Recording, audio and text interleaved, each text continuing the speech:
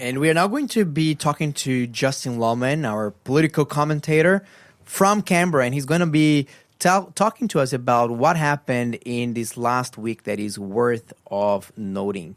Justin, good morning to you, and happy belated Australia Day to you, my friend.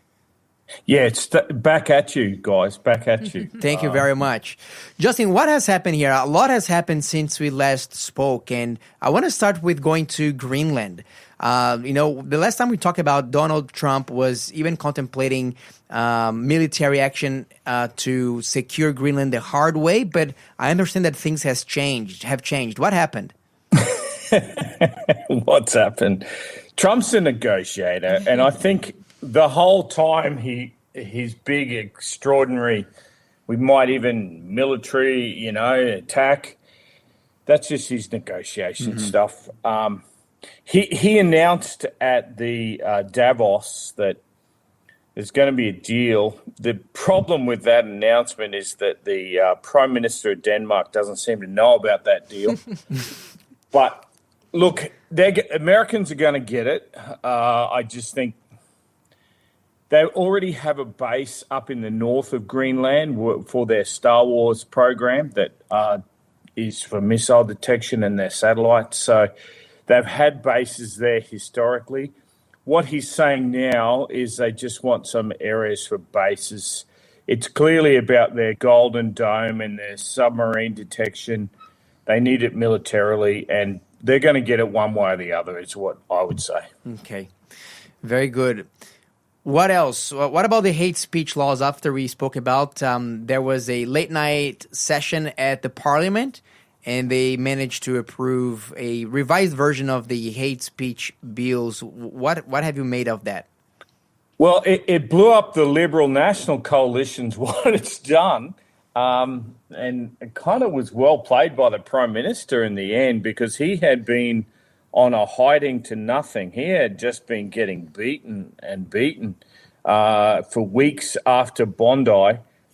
These hate speech laws, I think, look, we already had so many of these hate speech laws. I don't like the extent that they're overreaching, and even the inference, if someone doesn't even have to feel it's happened. Let's see what happens in court, but there's a realignment of politics on the right side of politics in Australia at the moment, and I think the shadow of Pauline Hanson is looming large over the Nationals and the Liberals. So we're probably going to see a new leader come the first week of February. We'll see what happens with the Liberals, but it looks like Susan Lay's days might be numbered. We will soon see. Yeah. All right.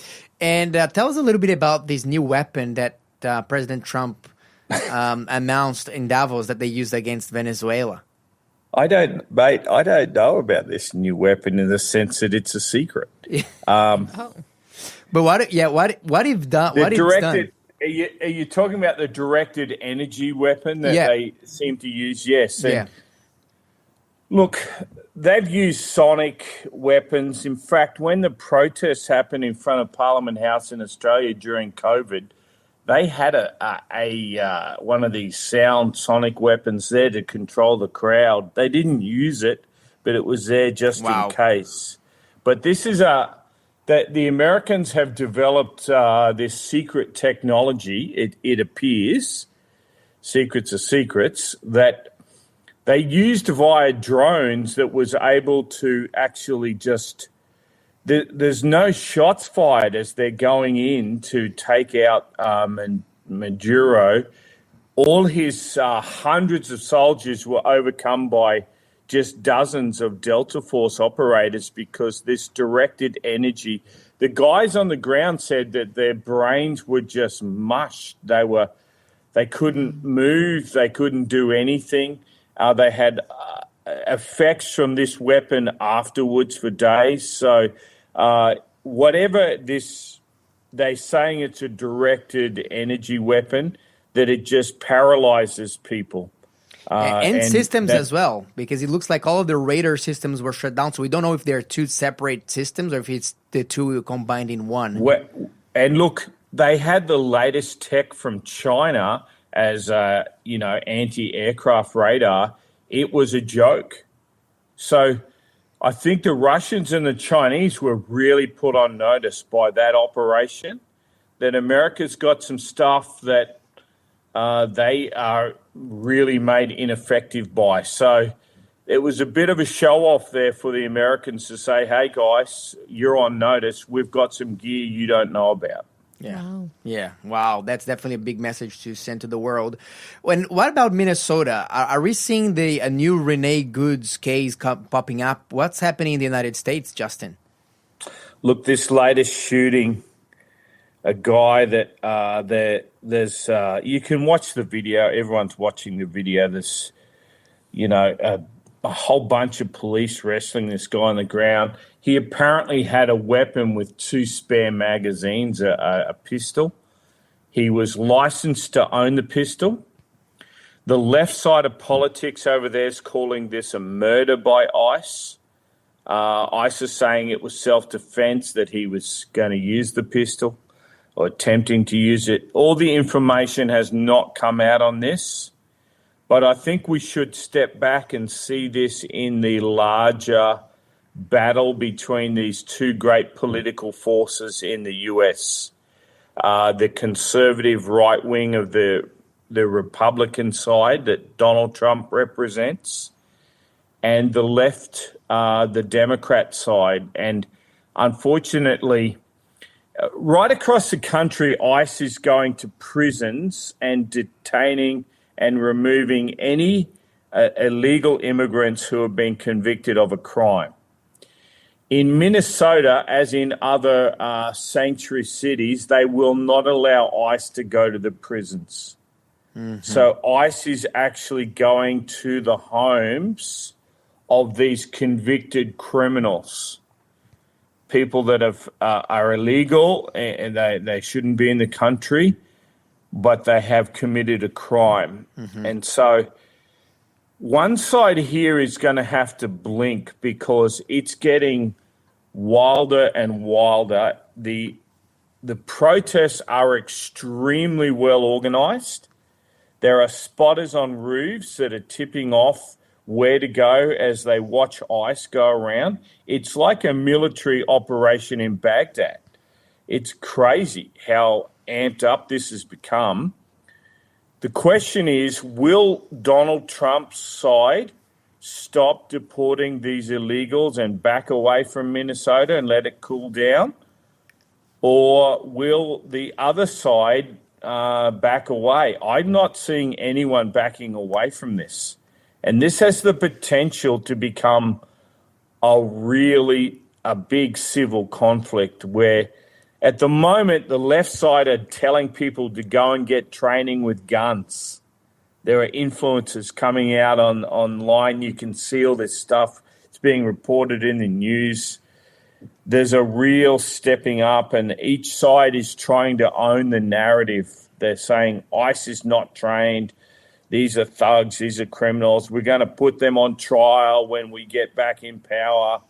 It's really bad, guys. It's really bad. Wow. And I think, there's no coincidence that Tim Walz, the governor of Minnesota, that he was, supposed to be the new vice president of the United States. So Minnesota, it is a hot spot for these anti-ICE campaign that they are going through. Justin, my question for you is this. How do you envision what are some possible scenarios? Of course, we're talking about possibilities here because we can't see the future, but we do see that America is mentioned in Bible prophecy as the last superpower.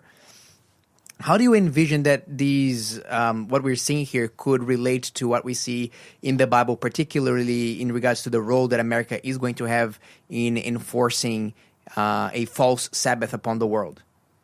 Well, we know how the story ends in Bible prophecy. What we don't know is how we arrive there. Mm-hmm. And so it's important, as you've pointed out, we are speculating on what's going on currently. How this plays out, there are turns and roundabouts and things we know nothing about. But one thing that's become clear to me, this is the world according to Justin. Okay, Scappy. Okay, Take this, gotcha. Take this with a grain of salt. The king of the north in Daniel 11, the corrupted Christianity, I call it, where they get political power. I believe the populist nationalists are most closely representing that. And that's arising all over the world at the same time. Populist nationalists as a reaction back towards the globalism of the past. Like the Canadian president last week had a real throwdown on Trump to say, hey, we're going to do an alignment with China. So Trump came out yesterday and said, are you? Well, we're going to tariff you. 75% of all of their exports in Canada go to the US. Oh, dear. Wow. We're going to tariff you 100%. Oh. And all of a sudden, Canada said, we're not going to do a deal with China now. Actually. Change our minds. America is increasingly acting like the big superpower it really is. Mm-hmm. Yeah. And this internal struggle, I call the secular atheist the king of the South. This is a playing out for me between the king of the North and the king of the South on the streets of Minnesota. So we will see. Wow, that's amazing. And if you, listener, if you're interested, if you're curious more to hear more about what is the role of America in Bible prophecy, if you have never studied particularly the 13th and the 14th chapter of the book of Revelation, we have a resource for you here. If you text me here, #USA, we will send you a Bible study, a link to a Bible study that talks about America in the end times, American Bible prophecy, and you will not believe your eyes when you see how accurate what the Bible talks about, both the forming of America and what's coming up in the end of times. And as Justin said, we know the end. We don't know exactly how we're going to get there, but we know that we are going to get there. So Justin, for those who are listening to this for the first time, what is in a nutshell the role of America in the end of times? How would you summarize it? The Bible describes it as the lamb-like beast who speaks like a dragon. Lamb-like is Christian, but its behavior is not Christian. And in the end, unfortunately, the sad thing to me is Christians are running to elect senators and elect presidents and congressmen rather than raising up a Billy Graham who's going to preach the gospel. Mm-hmm. They're trying to fix their country through laws and politics rather than the preaching of the gospel. And I think that's ultimately what's the great deception of the devil, is to twist Christianity into a political movement instead of a heart transformation. Yeah.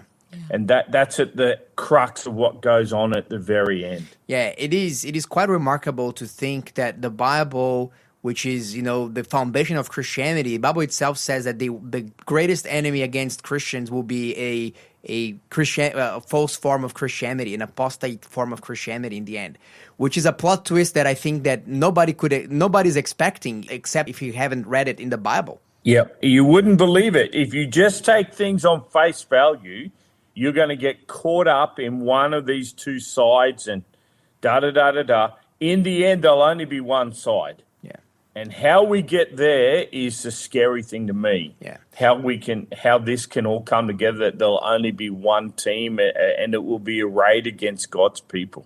That's right. Look, Justin, the way that you said it makes so much sense, because the way that these two different movements, the populists and the secularists, they each one frame the other as the evil of the world. But then in God's narrative, God says, hey, both of them are actually unbeknownst to them, but they're serving Satan's purposes. Amen. Justin, thank you so much for bringing us the updates for this week. Well, let's see if this coming week will be a little bit quieter, or if we're going to have, even another escalation for next week. Thank you so much for talking to us. Again, Justin has his own 45-minute program every Friday at 4:30 p.m. It's called The Perfect Storm